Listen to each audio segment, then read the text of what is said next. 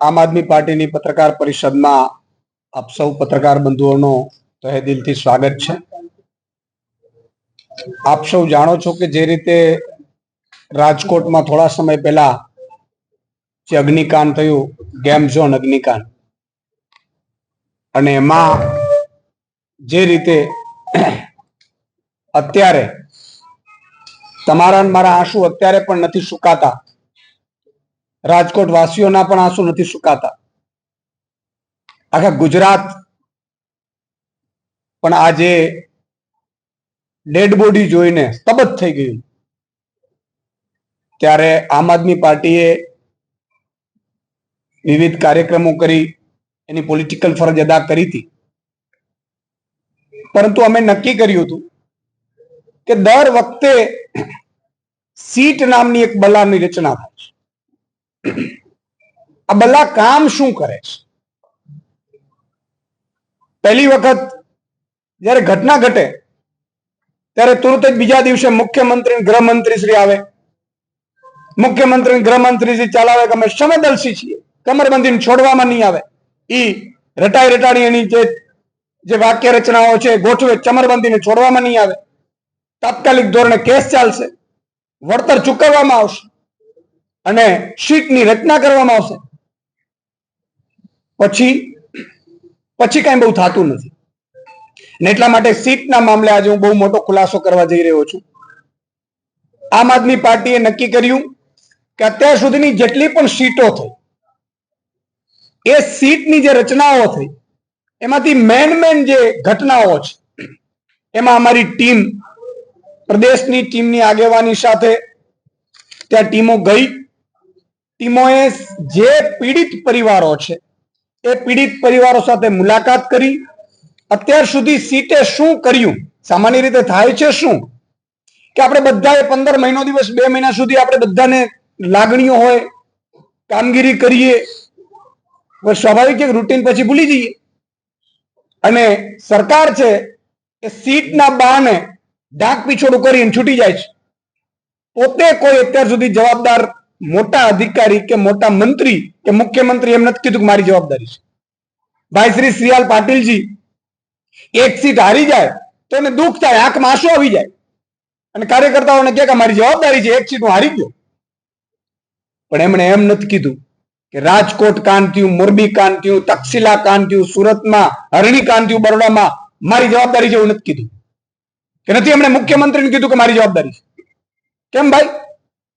ભાઈ શ્રી હર્ષ સંઘવી નિવેદનો કરે છે, ટ્રાફિકમાં રોંગ સાઈડ જાય તો એને હવે લાયસન્સો રદ કરવામાં આવે। તમારા ક્યારે લાયસન્સો રદ થશે? જયારે અમારા બાળકોને જીવતા ભૂંજી મારો છો તો તમારા લાયસન્સો રદ નહીં થાય ક્યારે?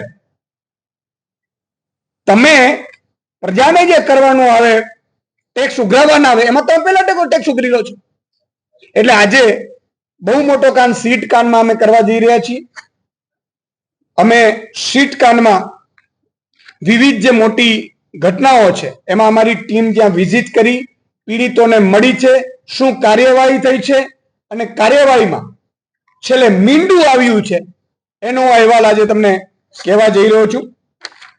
તક્ષશિલા કાંડ સુરત ઘટનામાં પહેલા તમામ આરોપીઓની, મોટા આરોપીઓ નહોતા પકડાણા, પણ જે નાના કર્મચારીઓ પકડાણા હતા એમની ધરપકડ થઈ, અત્યારે તમામના જામીન થઈ ગયા છે।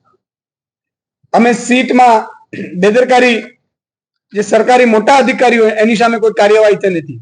કયા મંત્રી કે નેતાનો ફોન ગયો હતો ને ચાલતું હતું ટ્યુશન ક્લાસીસ, એની તપાસ થઈ નથી।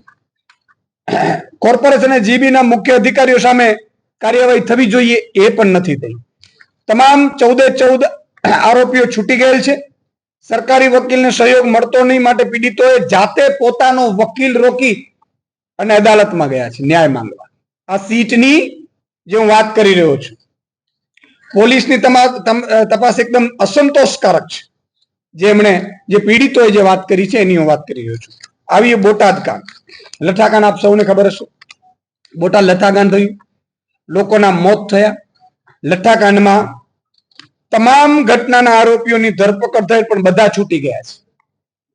સાંભળજો, બહુ જ ગંભીરતાથી જો મીડિયાને પણ મારી વિનંતી છે કે આ ગુજરાતના એવા લોકોની પીડાની વાત છે કે જેમાં તમે પણ મજબૂતાઈથી એક થઈ અને આ સચ્ચાઈને સામે મૂકજો. હજુ પણ મોટા અધિકારીઓ, સરકારી અધિકારીઓની બોટાદ કામમાં ધરપકડ નથી. જે ધરપકડ નાના લેવલે થઈ બધા જામીન ઉપર છૂટી ગયા છે. પીડિત પરિવારો પાસે પોલીસને કે સીટની દ્વારા કોઈ પૂછપરછ કે માહિતી લેવામાં બહુ આવી નથી. સરકારે વળતર જાહેર કર્યું પણ હજી કેટલા લોકોને મળ્યું નથી. આ હું બોટાદ કાંડની વાત કરું. હરણી કાંડમાં આ બધા અમારા આગેવાનો છે. માન લો કે બોટાદ કાંડમાં રાજુભાઈ સોલંકીની આગેવાનીમાં ગયા હતા, રાકેશભાઈ હિરપરા અને ટીમ સુરતની એ તક્ષશિલા કાંડમાં ગયા હતા. હરણી કાંડમાં અમારા શહેર પ્રમુખ ત્યાં હતા, એમની આગેવાનીમાં ટીમ ગઈ હતી. ઘટનાના ખરા આરોપીઓની ધરપકડ થયેલ નથી. 15 આરોપીઓની ધરપકડ થઈ છે, પણ તમામ મોટી માછલીઓ, નાની માછલીઓ પકડાણી, મોટી નથી પકડાણી. 15 આરોપીઓને પકડ્યા હતા અને ગુજરાતના લોકસભાના ઇલેક્શન તારીખ 7 મેના રોજ પૂરું થતા જ 8 મેના રોજ 4 આરોપીઓ છૂટ્યા અને બીજા દિવસે વડોદરાની સેશન કોર્ટે બીજા 11 આરોપીઓને છોડી દીધા. 14 આરોપીઓ, 15 આરોપીઓ અત્યારે હરણી કાંડવાળા જામીન ઉપર છૂટી ગયા છે. બરોબર છે. અને હજુ સુધી એ મામલામાં આ લોકોને પણ જે પૂરતો ન્યાય મળવો જોઈએ એવું મળ્યું નથી. આજ સુધી કોઈને કોઈ રકમ મળી નથી. દવાખાનાના બિલ પણ પીડિતોએ જાતે ભરેલા છે. અમારી ટીમોએ ત્યાં જઈને વિઝિટ કરી છે, એની વાત કરું છું. થાનગઢ દલિત હત્યાકાંડ 2012માં થયું, આપ સૌને ખબર છે. એમાં અમારા રાજુભાઈ કરપડા, અમૃતભાઈ મકવાણા સહિતની સુરેન્દ્રનગરની ટીમ ત્યાં ગઈ હતી. એમણે જે રિપોર્ટ આપ્યો છે એમાં આખી ઘટનામાં 2012માં ઘટના બની, 2016 સુધી કોઈ તપાસ ન થઈ. પછી આ પીડિત પરિવારો, જે 3ની હત્યા થઈ હતી, એ પીડિત પરિવાર ધરણા ઉપર બેઠું હતું, તમને ખબર હતું, 30 દિવસ સુધી ગાંધીનગરમાં. પછી સીટની રચના થાય છે, સાંભળજો. અને સીટની રચના થઈ એ 38 દિવસના ધરણા પછી ગૃહમંત્રીના અધ્યક્ષસ્થાને સંજય પ્રસાદ અનુપમા ગેહલોત અને પરીક્ષિતા રાઠોડ અને તરુણ દુગ્ગલ જેવા અધિકારીઓની સીટની રચના થઈ છે. અત્યારે શું સ્થિતિ છે કે 3 એફઆઈઆર થઈમાં પ્રથમ એફઆઈઆર ના પીએસઆઈ સહિત 3 આરોપીઓ 6 મહિનાની અંદર મુક્ત થઈ ગયા, જામીન મુક્ત. અને અત્યારે પીએસઆઈ સારા પ્રમોશન સાથે સરકારમાં નોકરી કરે છે.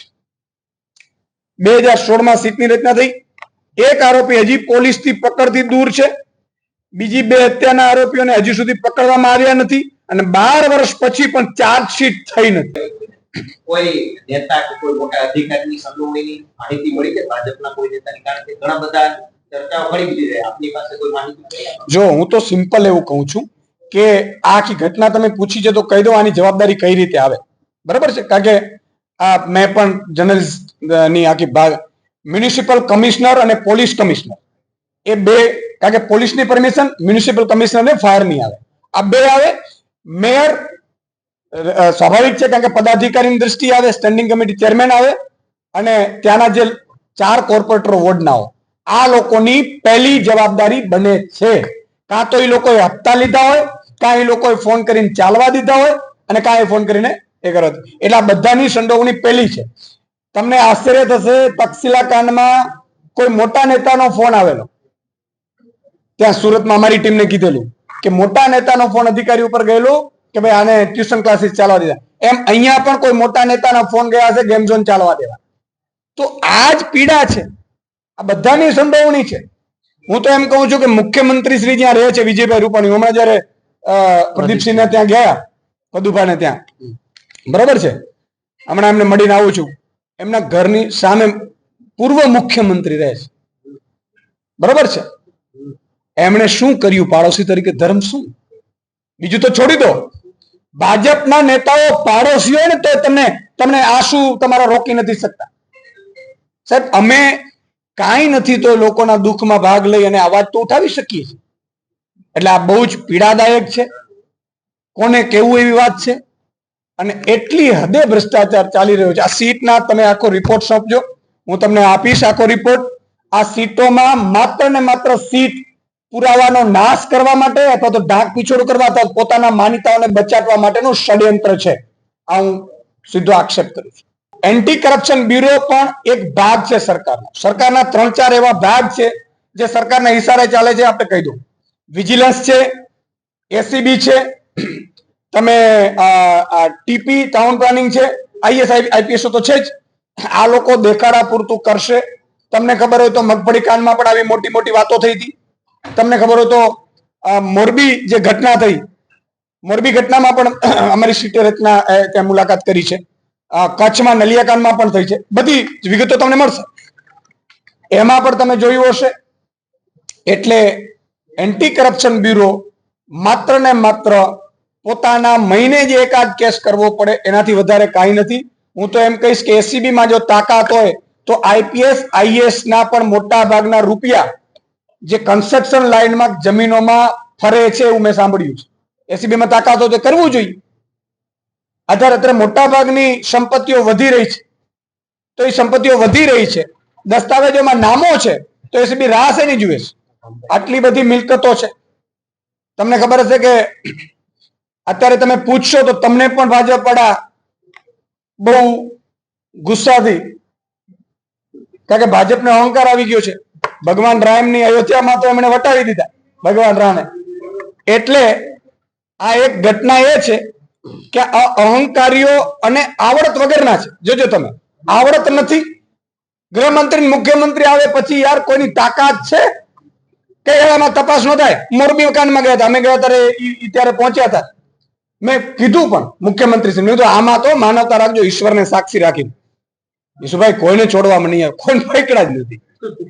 છોડવાની તો વાત બીજી આવે. એટલે આવડત નથી, કાં કરવું નથી, અને કાં એમને ખબર છે પ્રજા એમને મત આપશે. આપણે એના બાળકો ભૂંજાતે જીવતા ભૂંજાશે તો પણ પ્રજા એમને મત આપશે, એવો અહંકાર આવી ગયો. બિલકુલ સારો સવાલ કર્યો તમે. અત્યારે તપાસ હજી પૂરી નથી થઈ. મેયરની પૂછતાછ નથી થઈ. મેયરની પૂછતાછ આવી જોઈએ કે નથી આવી જોઈએ?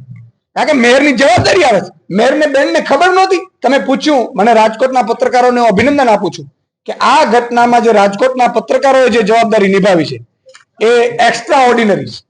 તમારી આખા દેશમાં ચર્ચા થઈ. મને દિલ્હીમાં ગયો તો એને કીધું કે રાજકોટ કે પત્રકારોને તો અચ્છી બેટિંગ કી. માનો એ છે કે મેયર ત્યાં ગયા. તમે જુઓ, મેયર 3-4 દિવસે કેટલા દિવસે દેખાણા નહોતા. રૂપાલાજી 5 લાખની લીડ થી જીત્યા, મજા આવી. પણ ઉદઘાટનો કરે છે મીઠાઈની દુકાનો, યોગના કરે છે. આના માટે તમને છૂટ્યા છે. આજે દુઃખની વાત એ છે સાહેબ કે એને પીડા થાય છે. કેની ખબર છે? 182 માંથી 156 આવી તો ગમે તેમ કરીને કોંગ્રેસના તોડીને કે આના તોડીને 161 કર્યા. એની પીડા નથી થતી કે મારો તક્ષશિલા કાંડમાં સુરતનો એક બાળક ભૂંજાઈ ગયો. એના માટે સીઆર પાટીલ એકવાર આંસુ રડાઈ દે, મને આનંદ થશે, એને વખાણ કરીશ. મુખ્યમંત્રી એના માટે કહી દેજો. નથી થતું. એટલે સંવેદનહીન થઈ ગઈ છે. ભ્રષ્ટાચારથી ભરેલી સરકાર છે. અને છેલ્લો આ 3 વર્ષ છે લૂંટી લેવાનું નક્કી કર્યું છે. 2027માં કદાચ અમારા હાથમાં આવશે ને તો ખોખલું ગુજરાત કરીને આપશે એવું અમને લાગે છે. જો અમે એવી રીતે પ્લાન કર્યું છે, કોંગ્રેસ એની રીતે કરે, આમ આદમી એની રીતે કરે, તો 2-3 કાર્યક્રમો થાય. બરોબર છે? અમે પણ અમારી રીતે અલગ અલગ કાર્યક્રમો એટલે જ કરીએ છીએ કે જેથી કરીને પ્રજાની વચ્ચે વિપક્ષ રહીએ. અમારી માંગ એ છે આમ આદમી પાર્ટીની કે ફરીથી તમામને સીટ મામલે તમામનું રિવ્યુ કરવામાં આવે. રાજકોટમાં મુખ્ય નિવૃત્ત ન્યાયાધીશની અધ્યક્ષતામાં એક તપાસ સમિતિ રચવામાં આવે. મ્યુનિસિપલ કમિશનર અને પોલીસ કમિશનરની જે બદલી કરી છે તો બદલી કયા આધારે કરી છે? જો ગુનેગાર હોય તો એફઆઈઆરમાં નામ દાખલ થાય, અને જો ન હોય તો બદલી કયા આધારે કરી છે? બરોબર છે? આનો ખુલાસો સરકાર આપે. અને જે તમામ મેયર સ્ટેન્ડિંગ કમિટી ચેરમેન ને આ ઘટનાની ખબર હતી કે નહીં, અને ખબર હતી તો એની સામે શું પગલા લેવામાં આવે? જો તમને ખબર હશે 3 જેટલા કાર્યક્રમો અમે કર્યા, વિવિધ કાર્યક્રમો. સાથે સાથે અમે એવું પ્લાનિંગ કર્યું છે, આ સીટનું એટલા માટે કર્યું છે કે ચાલો કાર્યક્રમો કરીશું, એક દિવસ થશે, પણ આ સિસ્ટમેટિકલી અમે આમાં 2 મહિના પછી પણ ફરીથી જે સીટમાં અત્યારે અમે જે ખુલાસા કર્યા છે એમાં જો સુધારા નહીં થાય તો 2 મહિના પછી ફરીથી સીટોના પાછળ પીડિતોના મુલાકાત લેશું. મુલાકાત લઈ અને પછી જે પણ આગળના ધરણા સહિત જે કાર્યક્રમો કરવાના આવશે એ કરીશું. ન્યાય નહીં મળે ત્યાં સુધી અમે પણ અમારી લીગલ ટીમનો પણ એક ઓપ્શન લઈએ છીએ. પીડિત પરિવારોને પણ કહ્યું છે કે તમારે પણ ફરિયાદ કરવી હોય તો અમારા વકીલો પણ એમાં મદદગાર થશે. ઘણા મેં પીડિત પરિવારોને મળ્યા છે રાજકોટમાં. ઘણા લોકો એ પોતાના વકીલો પણ રાખ્યા છે, પણ જરૂર પડશે તો ઈ પણ કરીશું. અમારો ઉદ્દેશ્ય માત્ર ને માત્ર ન્યાય તો મળે જ, પણ બીજી ઘટના કોઈ ન થાય અને મોટા માથા જ્યાં સુધી નહીં પકડાય. આજે આ ઘટનામાં આઈએસ આઈપીએસ ને અંદર નાખી દે તો આખા ગુજરાતના આઈએસ આઈપીએસ ડરી જાય કે ભાઈ હવે આપણે કોઈ ગેમ ઝોન ચાલવા દેવા નથી. આ તો પોતે એમ કે છે કે 15 દિવસ છે ભાઈ. મારા ઘણા મેં સુરતમાં તપાસ કરાવડાવી, મારા વિપક્ષના નેતાને મેં મોકલીને બધાને ચેક કરાવડાવ્યું તો એ અધિકારી એમ કે છે 15 દિવસ અત્યારે બંધ રાખો પછી ચાલુ કરી દે. એનો મતલબ કે તમારા 15 દિવસ પછી તમારા બાળકના મોત માટેનો સામાન તૈયાર જ રાખી પાછું. જ્યાં સુધી આઈએસ આઈપીએસ અને કોઈ મંત્રી લેવલનો માણસ સામે એફઆઈઆર નહીં થાય ને એની ધરપકડો નહીં થાય ને ત્યાં સુધી ગુજરાતમાં ઘટનાઓ રોકાવાની નથી. વિપક્ષ તરીકે અમારે જે પણ કરવું પડે એ અમે કરતા રહીશું, કરીશું. તમને ખબર હશે અમે જનજાગૃતિ માટે હોર્ડિંગ્સ લઈને પણ ઉભા હતા અમારી ટીમો. શુક્રવારે આ કાર્યક્રમ પણ કર્યું હતું. કોંગ્રેસ પણ એની રીતે કરે છે. અમે કોશિશ વિપક્ષ તરીકેની બધી કરીશું, પણ અલ્ટિમેટલી જે વાત છે એ છે કે આ લોકોને સીટની રચનામાંથી બહાર આવવાની જરૂર છે. સાંજ સમાચાર ફેસબુક પેજને લાઇક કરો, વિડીયો શેર કરો અને વધુ વિગતવાર સમાચાર માટે sanssamachar.net વિઝિટ કરો.